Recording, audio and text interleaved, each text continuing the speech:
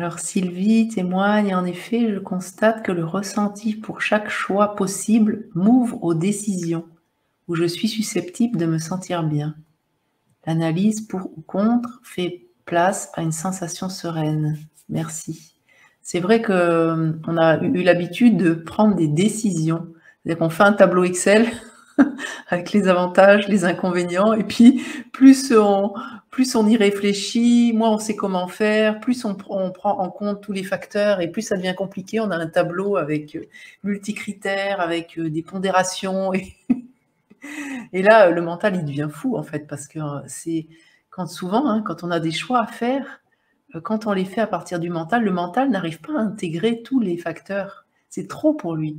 Et c'est vraiment ça, hein, on passe de décider à choisir. Le choix, il va se faire, bien sûr, en connaissance de cause des différents enjeux. Donc, on va bien vérifier, tiens, qu'est-ce qui va se passer dans mon organisation, financièrement, en termes de gestion de mon temps, dans telle situation et dans telle autre.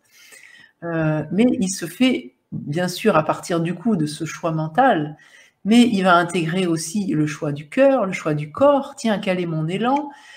Qu'est-ce qui me parle aujourd'hui, là où j'en suis dans ma vie, avec tout le cheminement que j'ai fait? Mais aussi quelque chose de plus intuitif, qui n'est pas raisonné, de tiens, comme l'a proposé là Pascal, que me dit mon corps à ces endroits-là? Et ça peut prendre du temps, effectivement, de prendre ce temps d'être à l'écoute dans tel choix ou tel autre, ce qui freine, ce qui a l'élan, ce qui freine, ce qui tire. Vous voyez que ça ne va pas se faire forcément en 5 minutes, mais c'est de vraiment se mettre dans cette posture de tiens, je fais ce choix-là, comment je me sens intérieurement? Oui, je sens qu'il y a en même temps de la joie et en même temps je ressens une part de moi qui est effrayée. Et on va pouvoir prendre le temps d'être à l'écoute de ce qui est effrayé, parce que peut-être que derrière ce qui est effrayé, c'est un point d'attention. Attention, peut-être que tu vas le faire, mais pas trop vite. Là, d'habitude, tu irais très vite, mais ça peut être bien. Et du coup, cette part qui est effrayée de ce choix, va en fait simplement être un jalon ou une balise ou quelque chose qui va nous indiquer un point d'attention par rapport à ce choix-là.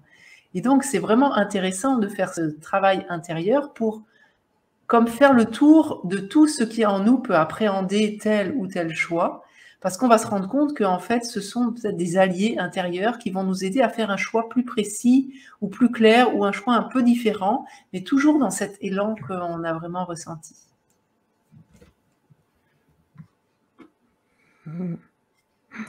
Oui. Bon. Bonsoir Sonny, hein, j'entends bien ton question.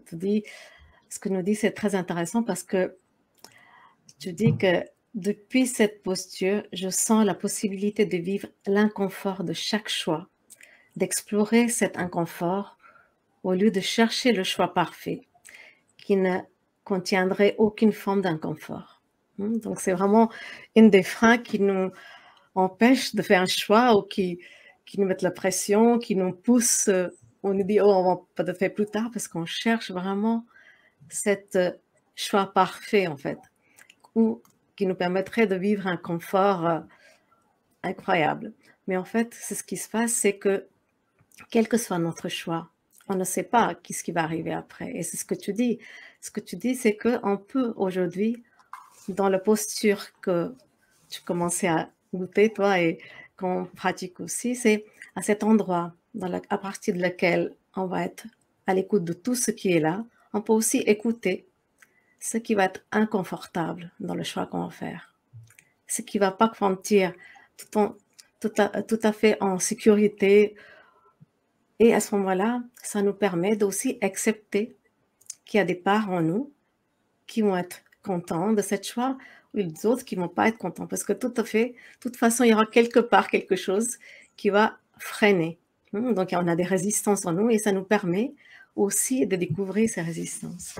Et ça nous permet de faire un choix qui sera peut-être parfait parce qu'on aura écouté tout le monde, hein, toutes ces choses-là qui avaient besoin d'être entendues parce que cette choix nous permet de, on dirait, sortir ou nous montrer ou laisser émerger ce qui avait peut-être eu besoin d'être entendu, qu'on n'a peut-être pas entendu si on n'avait pas fait le choix.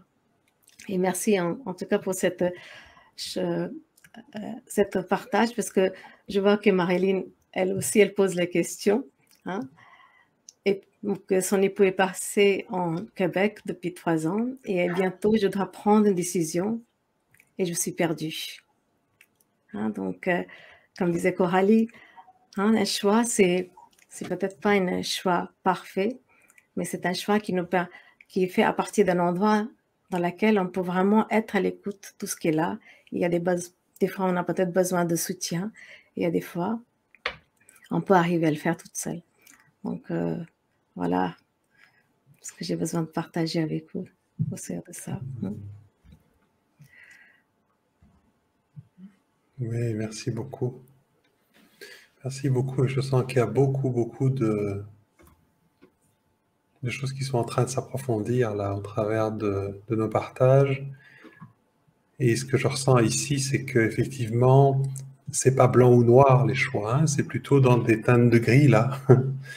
Et c'est vrai que Marlene, j'imagine bien hein, ton exemple là de devoir changer de pays, aller devoir rencontrer, il y a forcément des choix qui t'amènent vers quelque chose qui est agréable. Ça peut aussi amener des inconforts parce qu'il y a des deuils. Hein. Il y a toujours, quand on quitte un endroit pour aller dans un autre, des choses qu'on quitte, qu'on laisse, et d'autres que l'on va retrouver.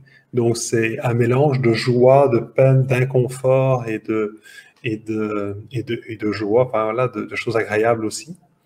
Et c'est sûr qu'au milieu de tout ça, ça peut être assez compliqué de trouver un endroit où c'est 100% oui ou 100% non. Hein, c'est rarement le cas.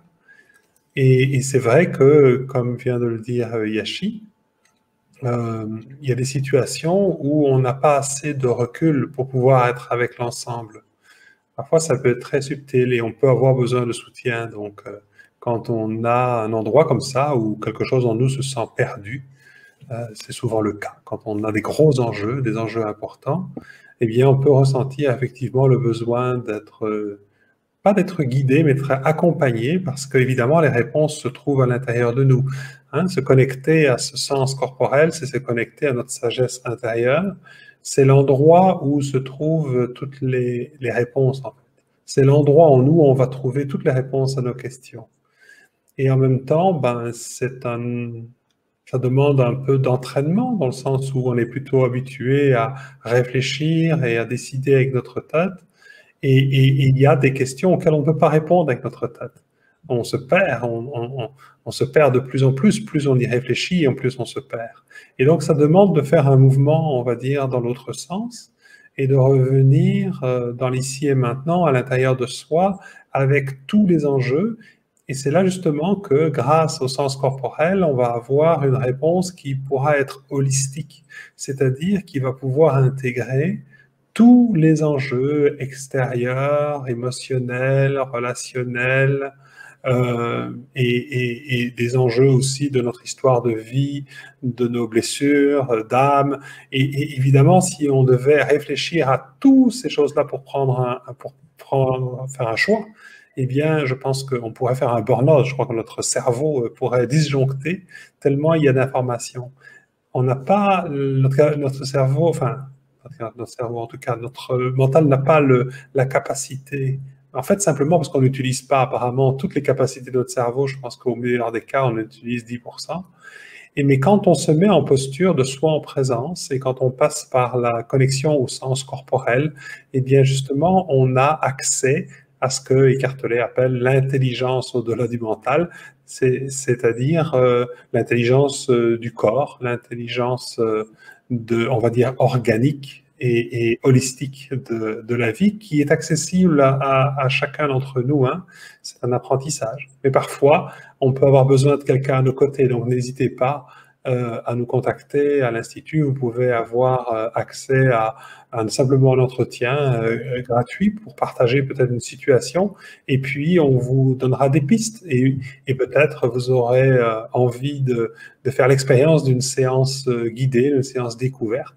On propose ça si vous sentez que vous ne pouvez pas y arriver vous-même, en tout cas dans un premier temps. Voilà. Notre but, c'est toujours que tout le monde soit autonome, mais parfois ça peut être intéressant, bien sûr, d'en faire l'expérience avec quelqu'un qui est expérimenté et qui le vit déjà. Voilà.